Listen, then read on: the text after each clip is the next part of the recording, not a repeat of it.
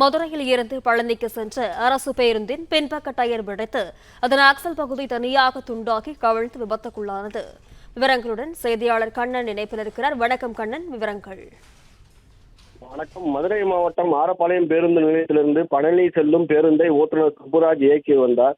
சுமார் 55 பயணிகளுடன் பழனி நோக்கி சென்று கொண்டிருந்த பேருந்தானது மதுரை மாவட்டம் சமயநல்லூர் அருகே நகர் பகுதியில் மதுரை திண்டுக்கல் தேசிய நெடுஞ்சாலையில் பேருந்தின் பின்பக்க டயர் மோசமாக இருந்ததன் காரணத்தால் திடீரென பின்பக்க டயர்கள் வெடித்தது. இதனால் பேருந்து நிலை தடுமாறும் போது ஓட்டுநர் பிரேக் அடிக்கவே பேருந்து நிலை தடுமாறி இடதுபுறமாக சாய்ந்து கவிழ்ந்து விபத்து ஏற்பட்டது. இந்த விபத்தில் 20க்கும் மேற்பட்டோர் காயமடைந்த நிலையில் 5 பேர் பலத்த காயங்களுடன் அங்கிருந்தவர்கள் உடனடியாக மீட்கப்பட்டு 108 ஆம்புலன்ஸ் மூலம் மதுரை அரசு மருத்துவமனைக்கு கொண்டு சென்றனர். மதுரை திண்டுக்கல் தேசிய நெடுஞ்சாலையில் அரசு பேருந்து கவிழ்ந்து விபத்து ஏற்பட்டதால் அப்பகுதியில் 1 மணி நேரத்துக்கு மேலாக போக்குவரத்து பாதிப்பு ஏற்பட்டு மேலும் போக்குவரத்து மாற்றம் செய்யப்பட்டுள்ளது.